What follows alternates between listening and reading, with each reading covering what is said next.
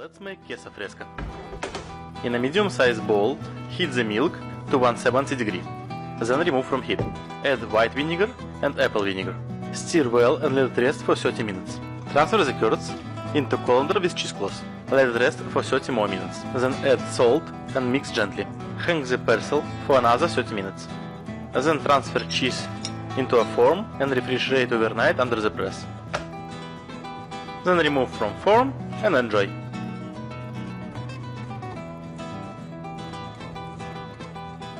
Try it once and you will keep making it. Have you guys ever gone to Crepes and Shakes in Glendora, California? Looks like Jason Derulo popped in. I wasn't here, but I'm here today. So I'm grabbing myself a few of these over-the-top crepes. This one had cheesecake. Cheesecake. But the real star of the show are all these milkshakes on the menu. Cookies and cream. This one with a freaking chocolate, Haagen-Dazs ice cream. This one with a s'mores. Look at this last one right here. Wow. But yeah, they had a whole bunch of different desserts. A whole lot more on the menu. But let me get my drink. Where should I go next? Peace. So this is why I love me some LA, guys. I found me some bomb home style made just like your mama, like your abuelita, like your tía enfadosa.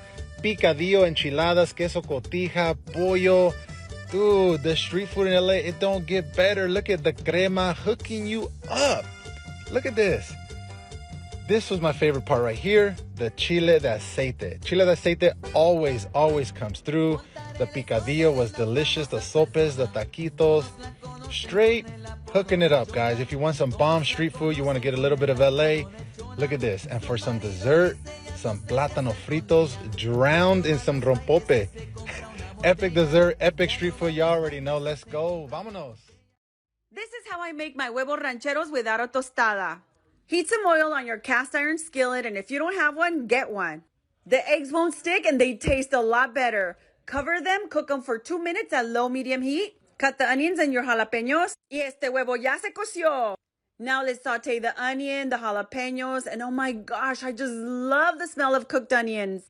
Con unos frijolitos recién hechos. Don't buy the can, I have faith in you.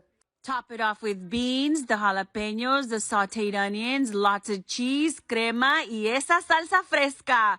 Beautiful!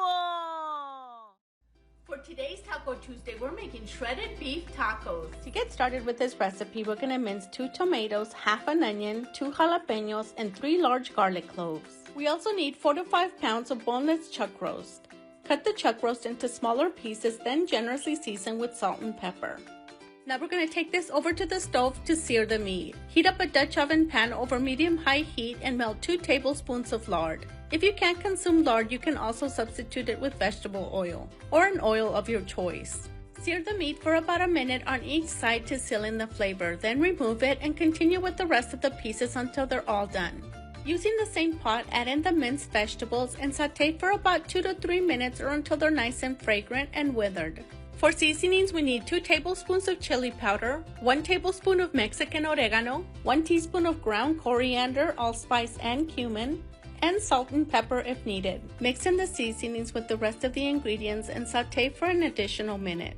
Once it looks like this, add 2 cups of beef broth and 1.5 cups of orange juice.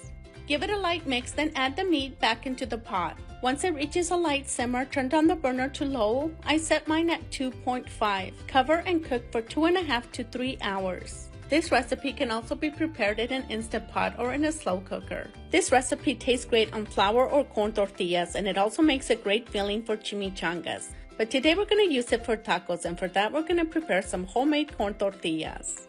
Top them off with your preferred toppings. We're going to top them off with homemade pico de gallo. And of course, a taco is never complete without your favorite salsa. Drizzle with a little bit of lime juice to enhance the flavor of your tacos, and enjoy.